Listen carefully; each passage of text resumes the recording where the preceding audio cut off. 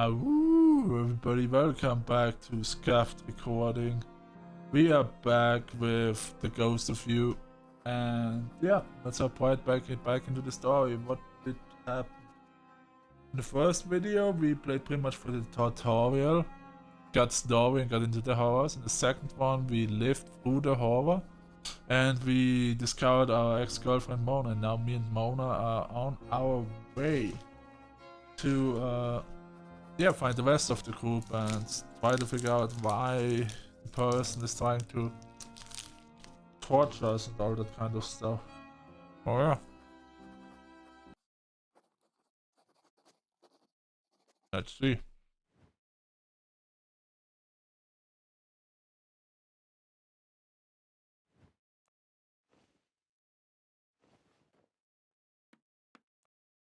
Alright, where will you go? Go to the unnamed room, go back to the worst room, go to the chapel, or go to the gift shop. The gift shop looks interesting, but I feel like the chapel should be the one we're going. We decide to go to the chapel.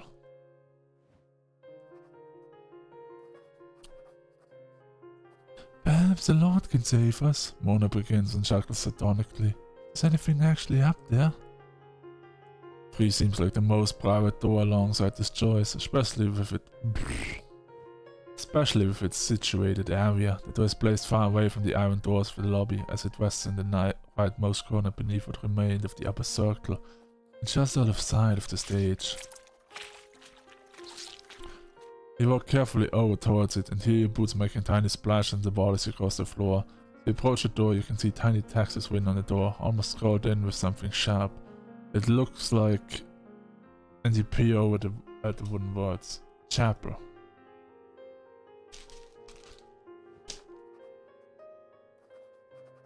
The more I think about it, having a chapel so close to Symphony Hall stage is really weird, isn't it? Mona asks. I've heard of having faith rooms for people when they are away from home, but a full-on chapel?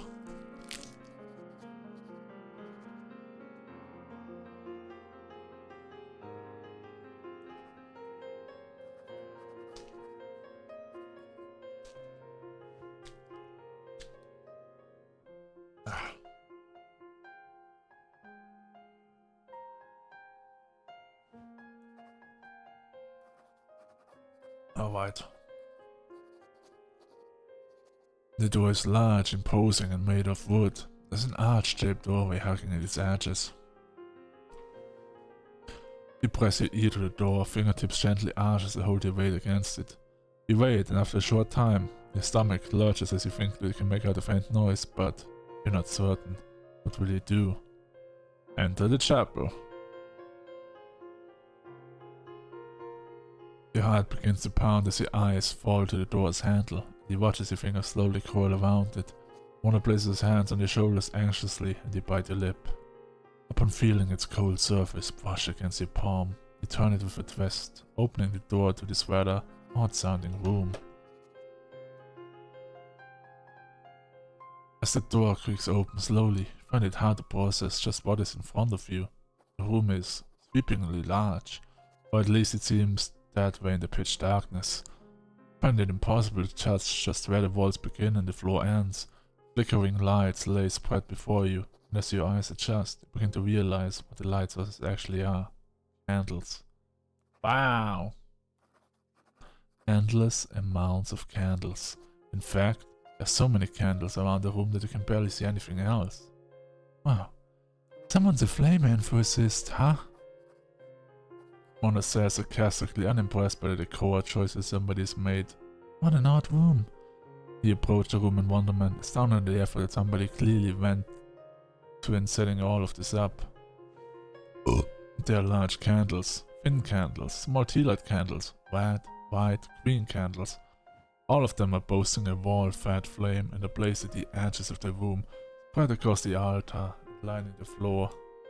Despite the distraction of these tiny lights before you, and feeling for the first time since you woke a sense of natural warmth from the mass flames, you see a large, looming cross behind the altar. It's accompanied by splatters of blood both around and along it. Mona notices at the same time. Blood?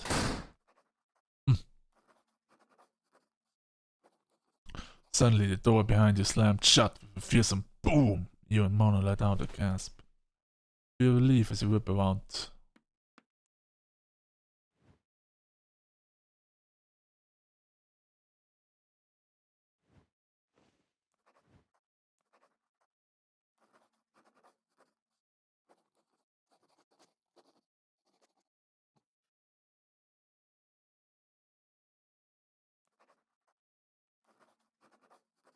To your relief as you whip around to the rush of wind. There is nobody stood there.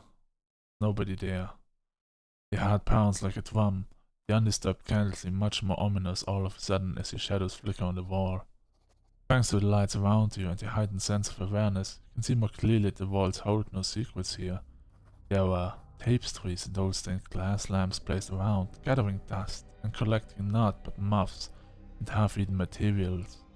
The walls themselves are nothing more than hard granite, grey and unglamorous. The cross surrounded by blood splatter glistens silver among the candles. Next to the cross, however, is the object that catches your eye, the very most. A door. A new exit. Almost step towards the truth, towards the other that you care for. The new door looks incredibly heavy to open, but you cannot quite tell why you believe that in this darkness. As you move forward, sorted, something on the floor, stumble, almost tripping over your leather boots. Stop yourself just short of a face plant against the hard concrete in front of the cross. Libretto, are you alright? Mona asks hastily. You hold up a hand and turn to look at the object that obstructed you in dismay. It is a sack. Judging from the ache of your foot, it is a rather heavy one. You and Mona exchange a wild glance. Beneath the sack are markings of tiny crosses and oval circles. Find yourself peering down, kneeling next to the sack and running your fingers over the marks. You rub your fingertips together. It feels like chalk. Ugh, this sack stinks, Mona gags. You try to breathe as shallow as you can. As you stand still, hypnotized by your own horror, you look up. You suddenly feel your nerves jump. You know there's somebody laying on the floor by the door. Somebody alive. It's been watching you this whole time. The culprit of the slamming door. You see them sneering at you. What will you do?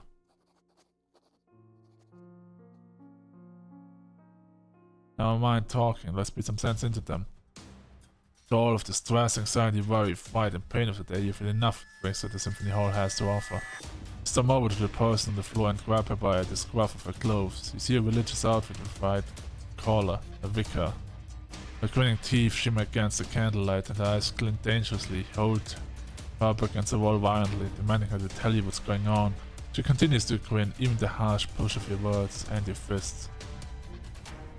Libretto! Mona shouts in a shocked tone at you. Put it down!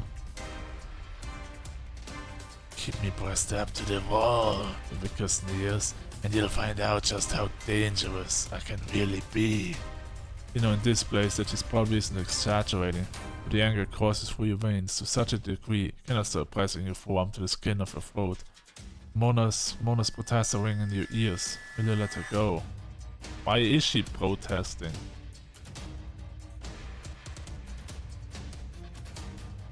Why is she protesting?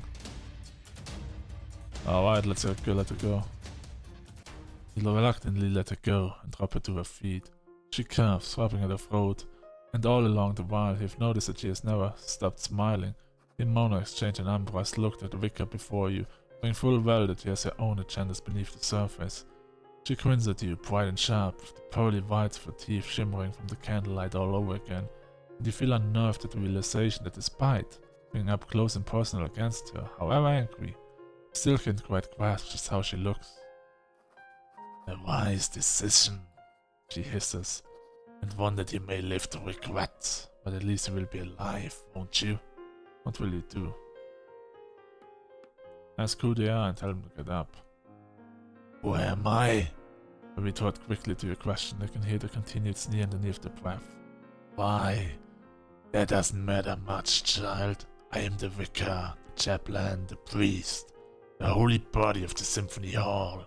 I am one with the universe, and all of the beauty and horror that it has to offer. Is this Is this any way for a vicar to behave? Get on your feet! Mona shouts at them. I simply laugh and roll over on the floor. He watches the hand lolls back.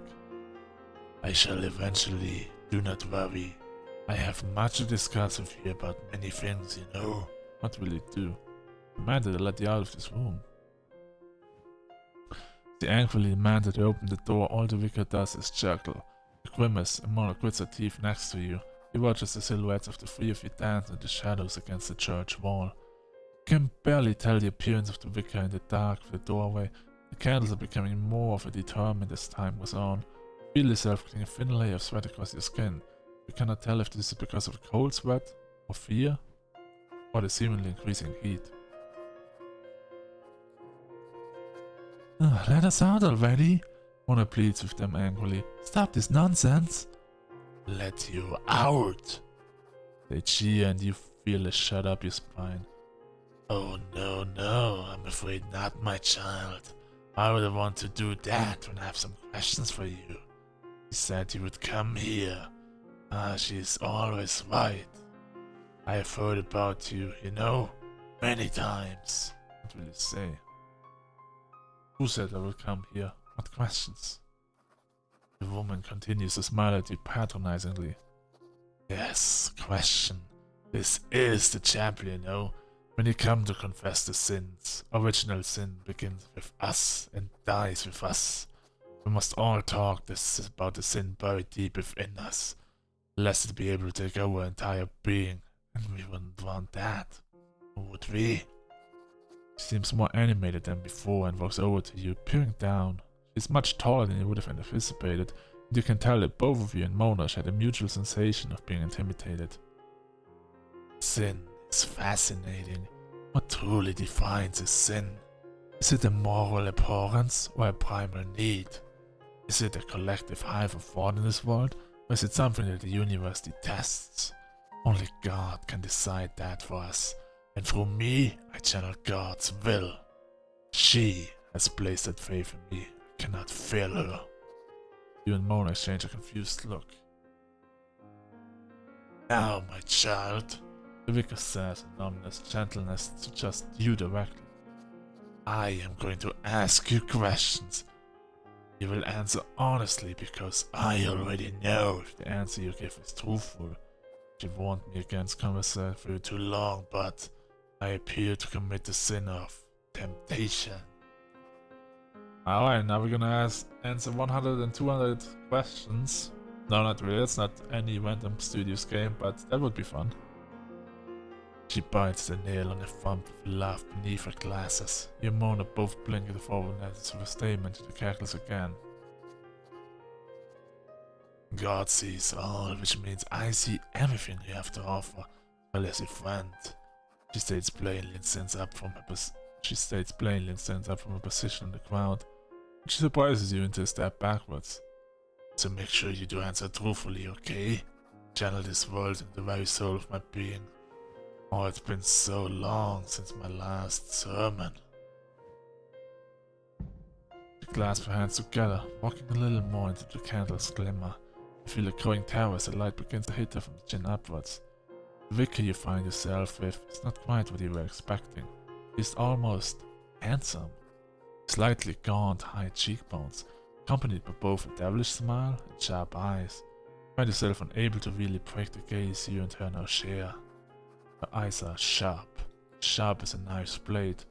She wears glasses across them, but her eyes, you can already tell, would never miss a trick. She has long, dark hair and with an almost sarcastic grin across her face at all times. Her fingers are long and slender. You notice that around the heavy sack are two stools. One is higher than the other.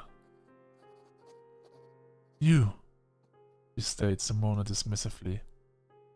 Oh, you? Yes? Go and stand over there. This exchange is not for your ears. Mona blinks, dismayed before he exchanges a look with you. Both of you know better than to disobey someone as clearly dangerous as this vicar is. Be careful, Mona mumbles. As Mona walks over to the wall nearest the bloody cross, you watch as the vicar sits on the higher stool, lurching over the crisp to the seat. You sit before her, intimidated and imposed on the smaller seat. next to the rather foul-smelling sack. He hoped he don't ever have to find out what is in there. She grins, the whites of her teeth showing, and just how pointed her cannons appear to be. Are you prepared for what's to come, libretto? Swords. It was you who drugged me. The vicar cackles and nods slowly. Yes, it was me. She confesses, and you feel a buzz of anger surge through your body at the admission. It was me. However, I also saved your friends, you know. The lovely Mona, carried her in my arms. The incredibly beautiful Alyssa, my. Isn't she a looker? I must say I was tempted to kiss her, but I didn't. No, and the other two. I was ever so surprised to see them. Arietta and Sarenheit, where are they? The vicar pauses before she shoves her small spectacles back up to the bridge of her nose. Yes, Arietta, and pauses. You can see her lips curling around, being unable to say Serenade's name. Her lips curve in a disturbingly secretive smile as her sharp eyes come back up to visit your own. Well, no matter, you'll see soon enough. Maybe. She laughs to herself, and feels for any more pressure on the subject will end badly. Decide to move on. It's a declaration that the vicar already knows if you're telling the truth or not. You're taken aback by her knowledge. This woman appears to know you rather intimately, all things considered, but it would appear that in terms of the woman that spoke to you over the speaker, she's quite the outlier. She could provide you the right amount of knowledge for a price. You wonder what else might happen as a result of talking with her for too long, will you say?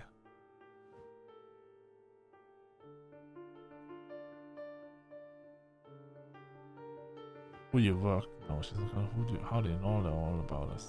Where did you put them?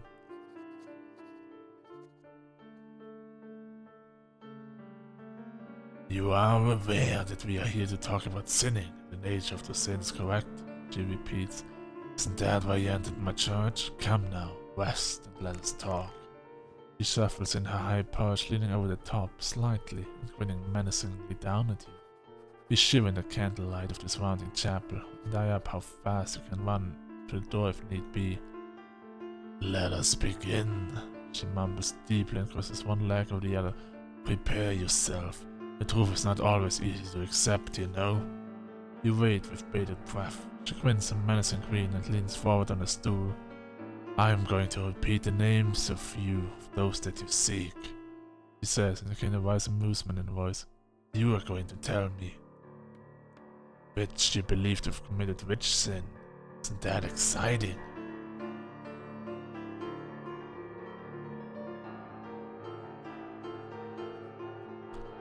For each time you get it right, I will tell you something you decide to know. God would surely want you to know the details of those you are saving, of course, but for each time you get it wrong, well... A wide smile reaches her lips. What will you say? I'm not sure how this is going to help me, but alright. The vicar laughs to herself as she leans forward on a stool. You are well and truly locked into place to have this one-sided discussion with her. Your eyes do not break. She grins. Let us see, she murmurs, and her eyes light up. She wrings her hands together and you brace yourself for the onslaught of talking you have to do with a woman that is clearly unhinged.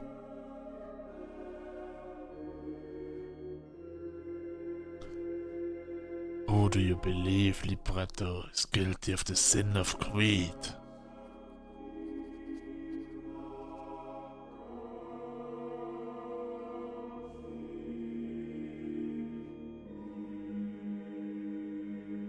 I barely remember. Would it be Alyssa? What is Mona's sin?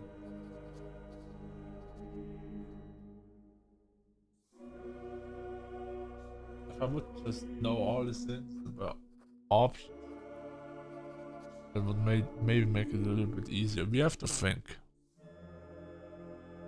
I barely know Arietta and Serenade. How far can I go back into the history?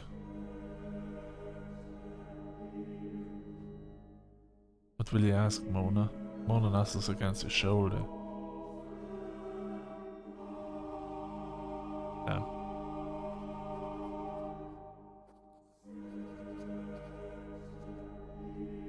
Lisa could be the queen.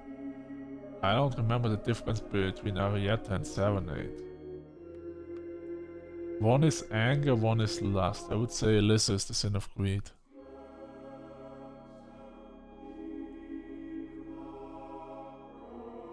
Holy Preto, you're absolutely wrong, okay. You believe it's guilty of the sin of lust.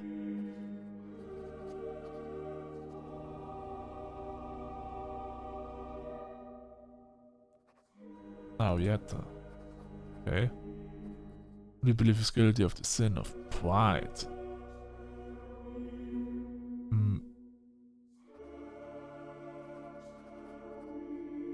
Mona?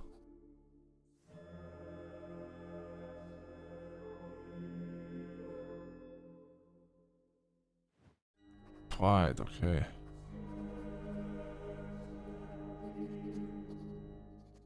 Wrath. Serenade.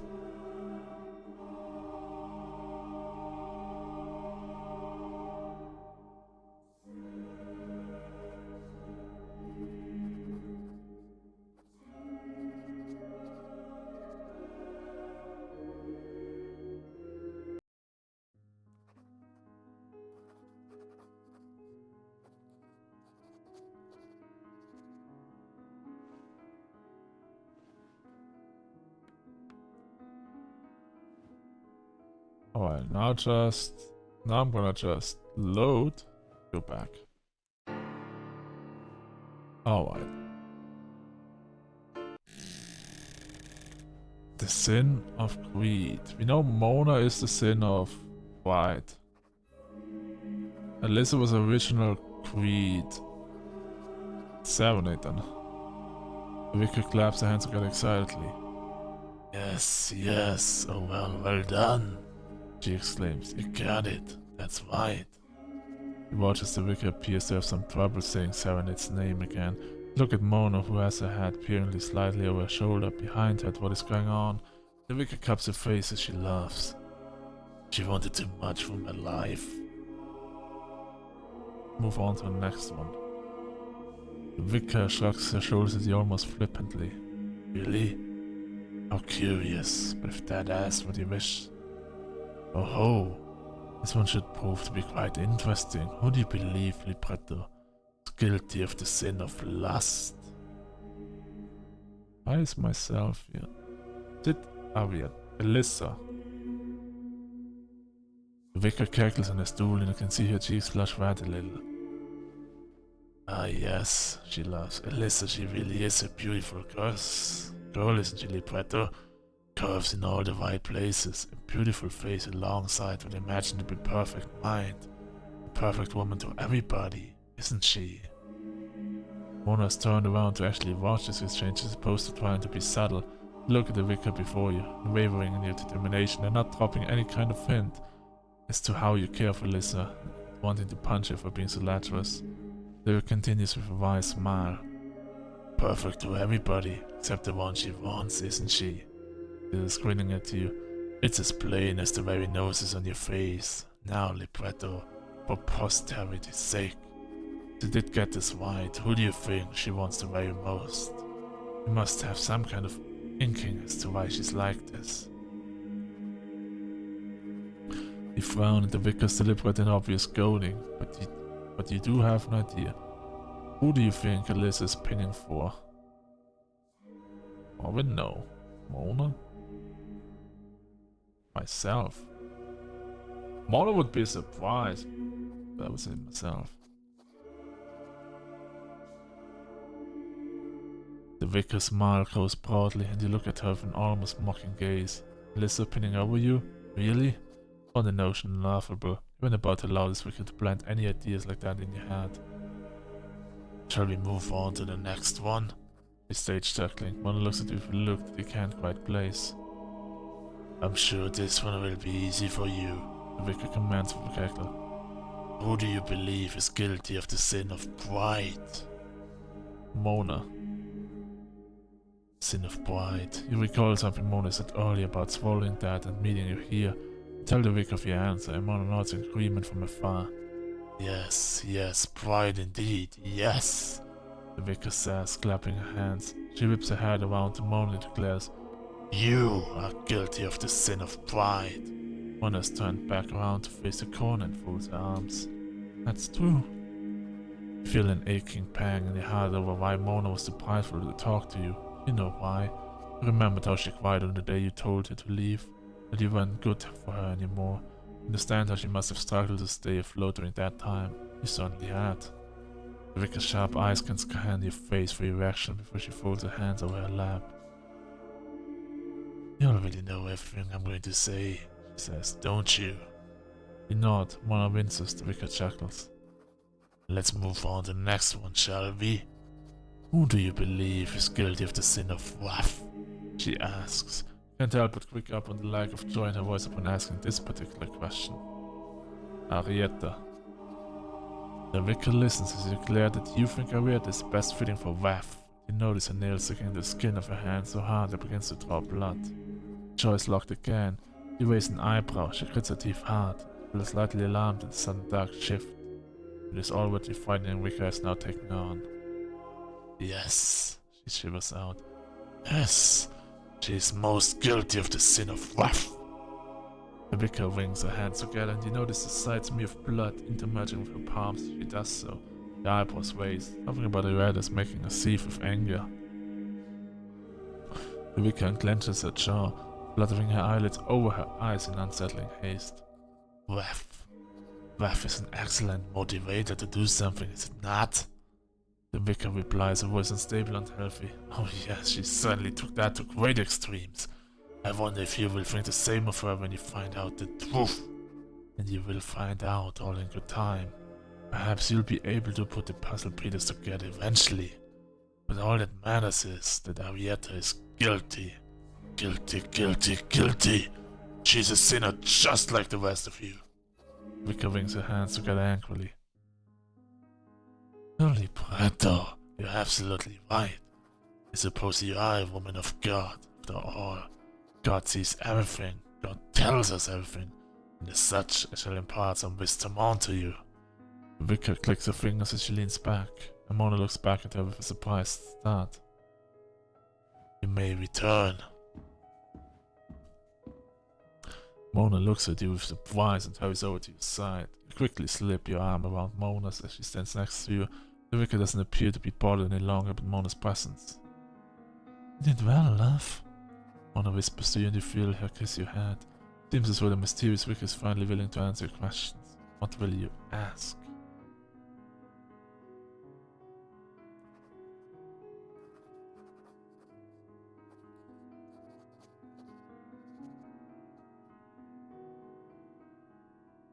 Who are you working for? The Vicar's expression turns from a smug, chuckling grin to one of solemn, somber nature, a little surprised at the stony expression. Her name is Maria Agostini. You wait for some information on this woman, but the Vicar remains in an almost devoted silence. Something sounds familiar to you about Agostini. Really asked the Vicar.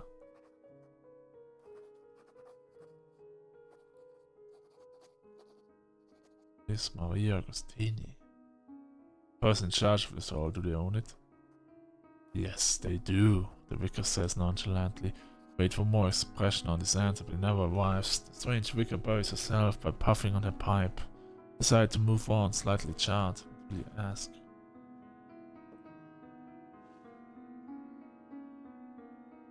How did the paintings go from the Symphony Hall?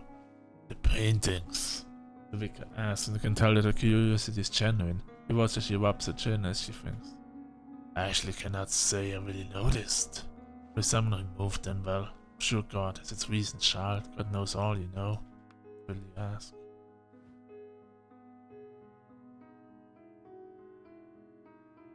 What happened here? The Vicar is visibly overcome with adoration for the woman running displays and gleefully clasps her hands together. She sways on her stool like a metronome before drooling a little as she speaks. She decided now was the time, you know. Only Puerto, you are ever so special. All of this for you. How envious I am. She brought out all of her best creations, all of the fruits of her labor, the people, the things, the tools. You have a world before you unlike that anyone would ever experience. The kinds of things she can do to the human mind. How humanity is defined by the soul. It's a woman capable of wrapping both. That's why we've been called God. What will you ask? I lay laying on the floor when I came in. The vicar blinks and laughs to herself. Oh, Dad, I was getting bored of waiting for you, darling. I have to be in this room at this time, you know. It is all part of a plan. Everything is in its proper place, just as God intended. Is it not?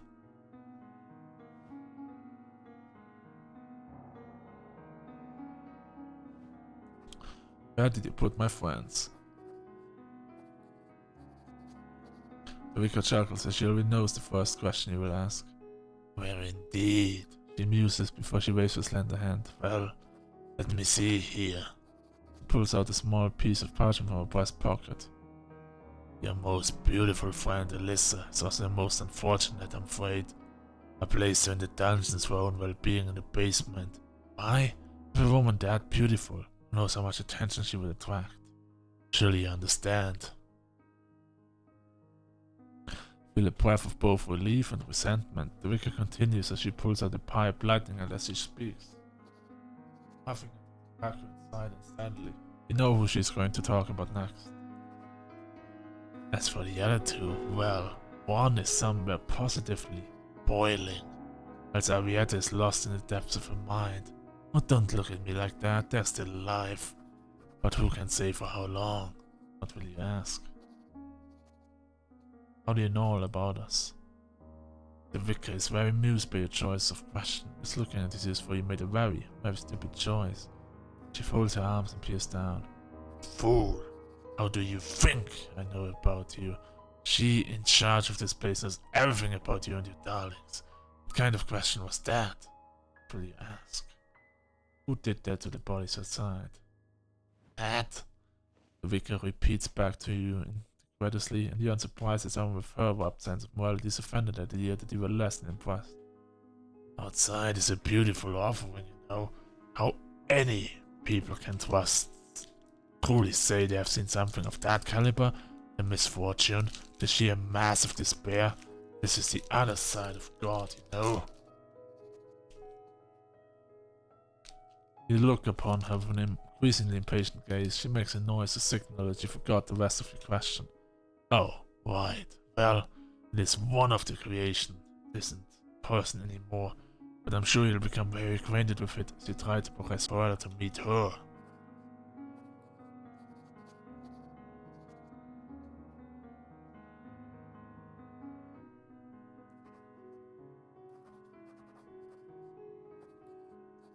What's through the door behind you? With all of the questions answered, the vicar grins at you with a satisfactory glare. She stands up from her stool, the echo of her boots seeming more intimidating than ever as she looms over you. You feel like a kindergartner before a terrifying teacher sat on a much smaller stool than hers. As you stand up on your own 2 feet once more, you feel like you own an deceptively level playing field.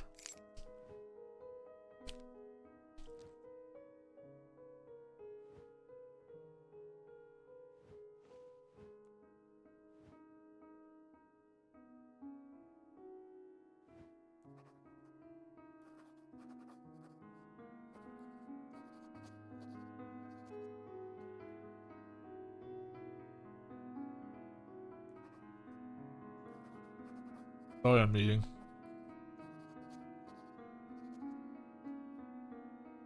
The vicar smiles at you. The silver cross that hangs loosely around her neck glints in the waning candlelight. She stands back slightly, pointing to a door nearest to the cross. You recognize it as the door you saw when entering the room. Your destination is through here, the vicar says bluntly. So you really had better get a move on. She doesn't like to be kept waiting. You have the key. You pause and you and Mona exchange a look. Mona feels around in her pocket for the hard lump of metal that you found earlier. The key was firmly with her. We have a key? Mona stares, pulling out a small gold item. The vicar takes it off of her, examining it closely from behind her glasses. She hands it back to Mona. Yes, this is the key you need.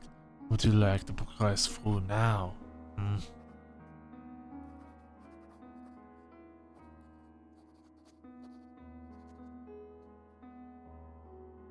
A gut feeling tells you that if you proceed through the doors in the chapel now, you won't be able to retrace your steps and see what else lies within the first floor of the Symphony Hall. Will you go through the door now, or do you want to explore more first? Explore more of the Symphony Hall. You shake your head and say that you want to explore more of the Symphony Hall first. The vicar sighs wearily, tapping her foot and holding arms across his chest. Honestly, do you like to keep her waiting? Fine, but please, try to be quick. You re-emerge into the Symphony Hall. Mona quietly covers her mouth and looks away from the bodies that lay strewn around the room. You close your eyes, horrified all over again by the sight of the human bodies, all contorted in ways that was never supposed to go. You feel as though you almost didn't appreciate the experience inside the chapel enough. Where will you go? To the gift shop. As you make your way to the store, you notice that it is rather unusual looking. The door itself looks almost as though it were painted gold, but you can't really understand why such an action was taken, when, according to the text on the door, this just leads to the gift shop. Something about the store feels awfully ominous. Mona looks at you curiously. You doing okay? She asks sympathetically. It's been pretty tough on us both, but let's just do what we can, okay? You don't know quite why you feel that way, whether it's the door's uncanny golden sheen, or the unnecessary way the door's handle is pointed upwards. Something about this room just doesn't feel quite right. Mona presses her ear to the door ahead of you. You watch her eyes moving from side to side, gently she tries to decipher whatever is behind you. I can definitely hear sounds, she says quietly. Can't quite tell thanks to the muffle of this door, but we can get some kind of music. Should we go in? What will you do? Well, we will obviously enter. The handle alone is enough to unnerve you, but you know that the only way for this horrible ordeal is forwards. One and you share a gaze of steely determination. Alright, let's press on. You have to find out as much as possible about what happened here and about the person keeping her here. This room might hold some answers, at the very least of what she's capable of. You swallow hard in your dry throat and push against the handle tentatively. The side of the room inside greets your eyes. Somehow, this was not what you were expecting. The room is adorned with the strangest of trinkets. From the far end of the room all the way up to the door, there are trinkets, toys and souvenirs that all share the same thing in common. They are all dolls. Dolls as far as your eyes can see. Straw dolls, porcelain dolls, plastic dolls, Russian dolls. All with their glassy, vacant eyes pointing out forwards in the same sculpted and uncanny smiles glaring at you, scoping across the aisles and shelvings holding them. Mona says coldly, stepping into hesitantly the room. I always did hate these kind of dolls. They always looked like souls that trapped inside them. You feel a chill up your spine with the hundreds of eyes that feel as though they look at you. Dolls are spread everywhere, with shelving units, cabinets, in the corners, the front desks. Some of them had ugly faces, so ugly that they were twisted and snarling. Some had smiles accompanied their beady evil expressions.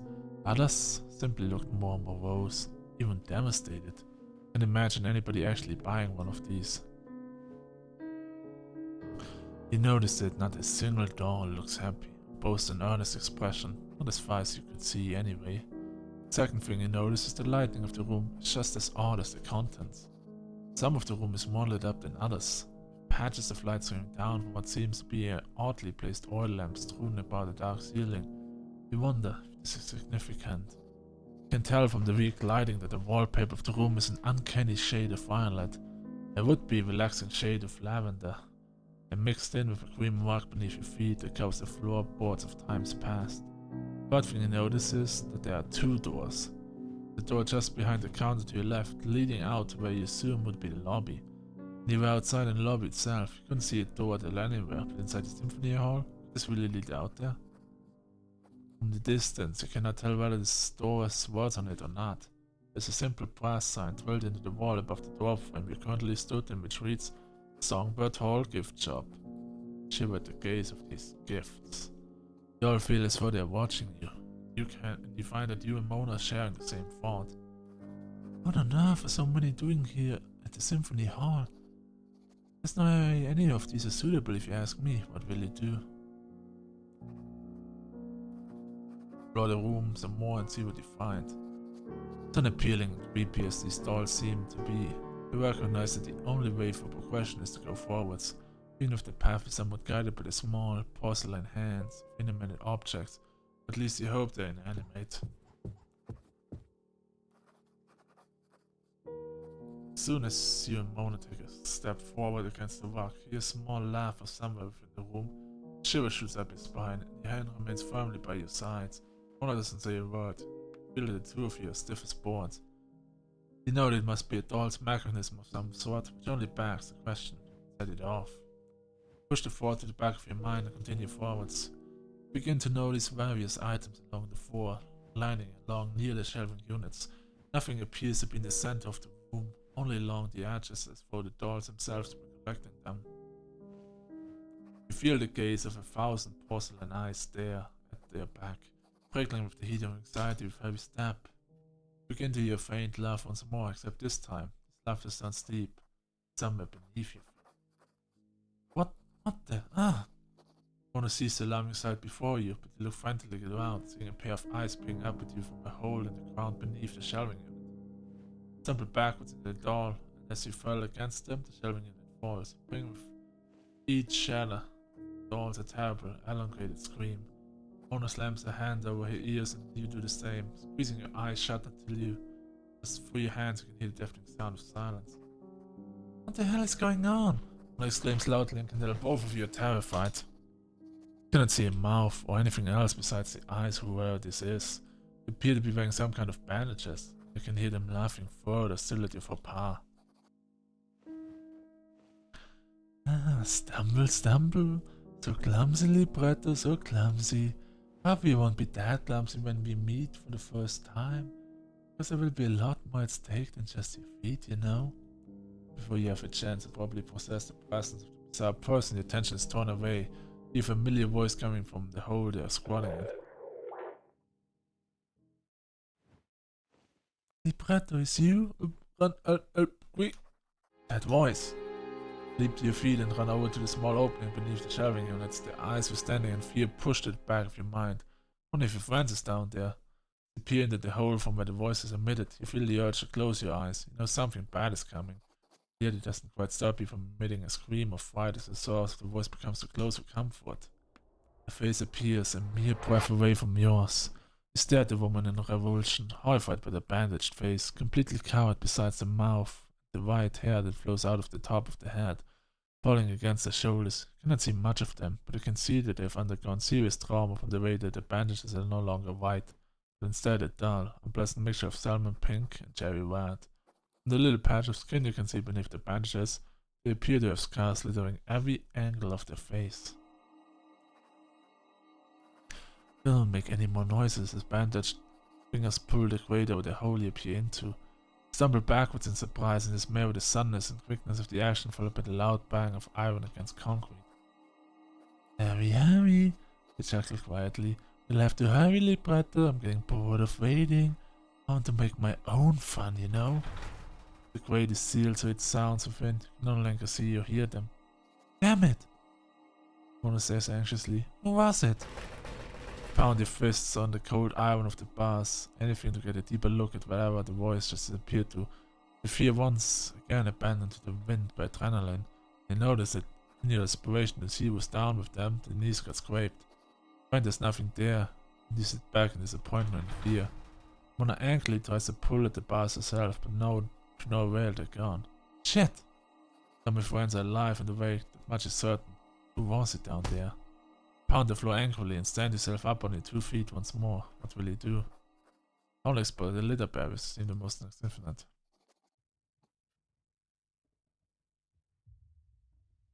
oil lamps are rather strange, aren't they?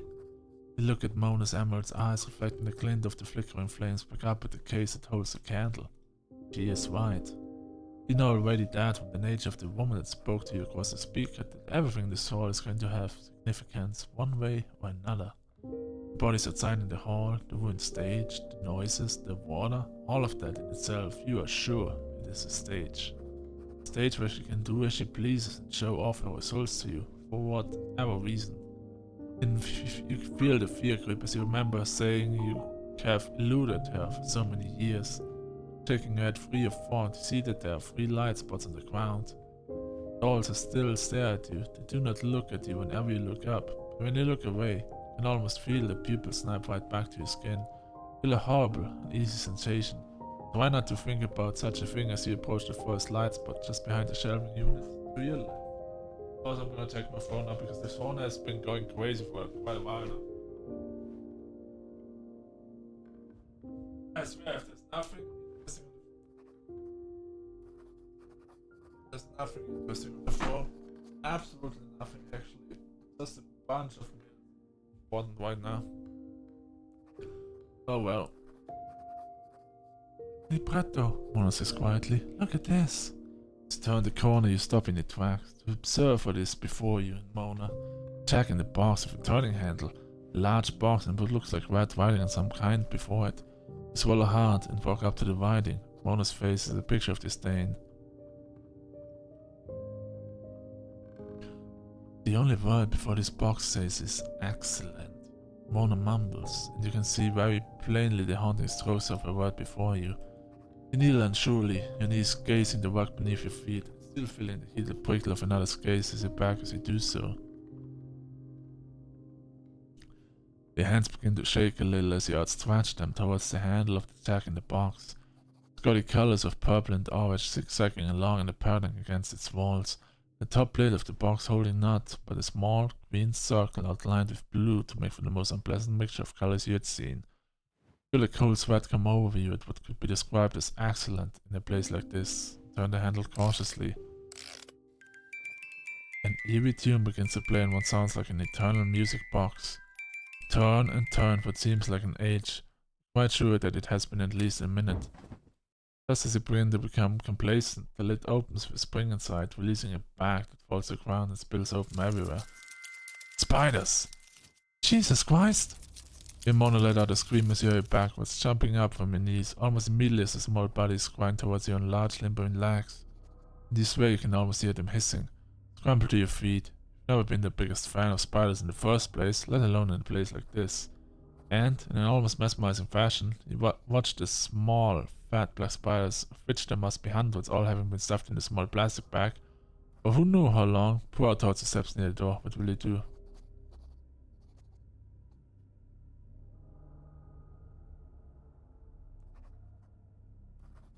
Oh, oops.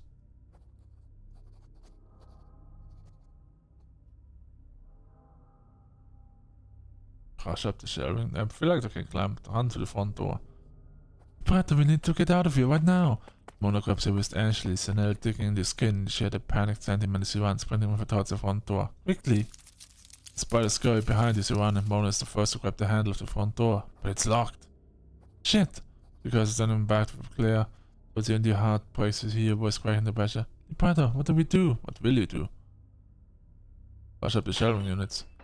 You race up with Mona as the two of you climb up on the shelving units and breaking several dolls under your boot. Screams screeching into you as Mona's ears and watching as the spiders die suddenly to the sound of a mechanical scream beneath your feet. You pause, frightened out of your wits, and clinging to the shelving unit as you perch, watching as you notice tiny holes in the bottom step beneath the door that you came through. Suddenly pulling out yellow gas from tiny holes. Poisonous gas. Spiders died at the foot of the step. They've been gassed to death. Feel a new wave of fright wash over you, the knowledge that there could be just as many other opportunities for the woman running this place to kill you. But try to desperately reassure yourself that she claimed to need you alive. Stagger down off to the shelves, descending horror, pulls at the side of the dead spiders. Is it over? Mona, you peer over the side of the shelving unit at the thousands of dead spiders' corpses by the door. Mona panting, gasping for breath, and you feel your fingertips clenching at the wood of the shelving units. You have survived. You're the first to hop down, and Mona still sits atop the broken fading screeches of the door. He shuffles and looks away from you slightly. Can you help me? Come here.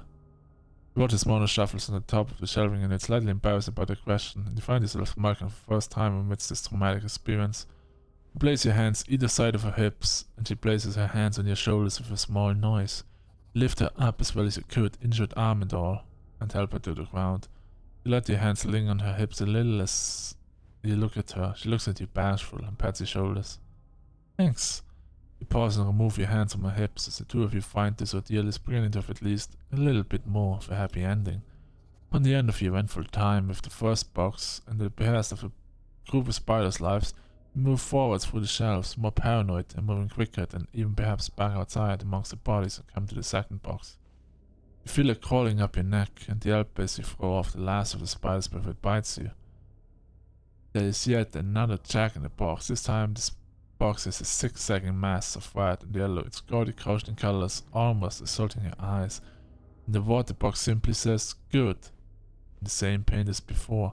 To the first incidents with spiders, you're less than willing to believe that whatever is inside will be good. One of ours her brow. Should we really be doing this? Will you turn the handle?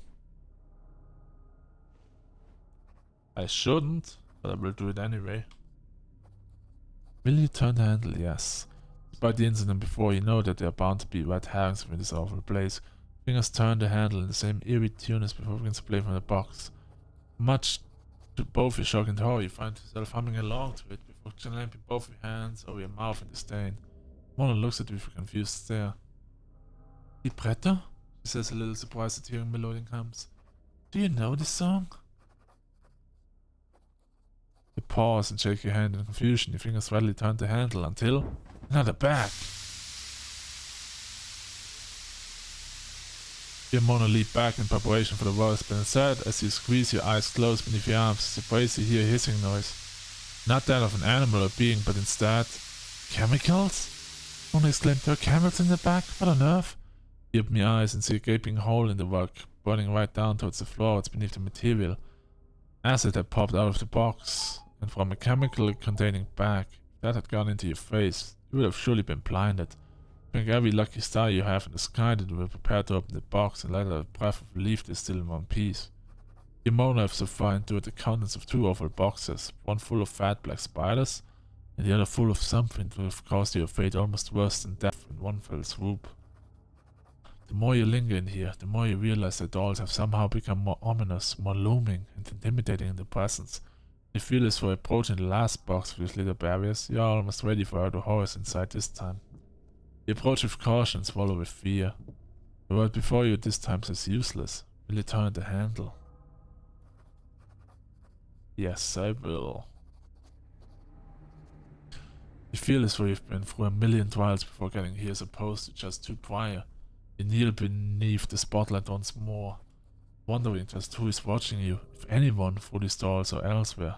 And as your hair falls just below your eyes, you reach down towards the box's handle. This time there are no zigzags, but instead a small black box with a red handle. You feel the most intimidated by this box. As you turn the handle, you begin to realize that you are subconsciously turning it slower than the rest. You turn and turn, and eventually the lid pops. Spring backward this time, keenly eyeing up the contacts, and you're stunned to see something so small and simple fall to the floor. Mona kneels down and picks it up, handing it over with a confused look in her eyes. "A brooch?" she says curiously. Take the brooch from Mona, picking it up from her between your thumb and forefinger, turning it under the lights to get a good glimpse of it. The jewel within it's a bloody red, encrusted by silver, and inside is the glinting of a porcelain-looking rose. It looks familiar. Slip this into your pocket. This may be useful further down the line. Yeah, definitely something with her mother. Definitely story of her mother, because that sounds like something his mother would wear, like the brooch. Require a red brooch. You have timed your first items. Items found across the Symphony Hall will allow you to unlock special extra scenes once you've completed the game. Try to find them all. What will you do? Make a break for the door behind the counter. You feel as though there's not much, an inch of this room left to explore. At least you feel safe exploring. Tell Mona as such. He nods in agreement. Yeah, You should get out of here. Looks like that door at the back of the room leads somewhere, doesn't it? You eye up your options for running through this room. It doesn't look like there are any dead ends. The two of you steal your nerves and make a beeline for the door Mona mentioned, praying for it to be unlocked as you approach it. With a steady hand, you turn the door's handle. It sticks at first, and a cold sweat almost overcomes you at the thought of being stuck. But soon it begins to turn, and you can really tell which makes you more nervous in the end. As you push it open, your eyes are met with a surprisingly familiar sight. The hall. The lobby. The lobby is before you once more after all, still in its unrecognizable state, but Mona notices something out of place. Libretto, somebody's been out here. What do you know? The doors to the cloakroom, he said. It was blocked off, right? She says quietly. The debris has been removed now. Look, the floor is all dusty. You look to the area where there was a large pile of rubble and rocks before the doorways, and you see that Mona is right. Somebody has been out here. There's a telltale sign of a cloudy dust from the concrete that once was there. What's going on in this madhouse? You see that everything is still utterly destroyed. Still endless amounts of rubble at the front of the bar. So high with debris that you cannot even see the door, let alone whatever remained inside. The checker floor is covered in dust and soot, and with the addition of the water from the symphony hall when you entered earlier, blood has washed out too. Look to the fallen plastic plants, and next to them is squashed, twisted body for what looks like the doorman from earlier. Lynch. Chandelier is askew, hanging by its diamond at the top of your head. Mona sighs as she looks up at it.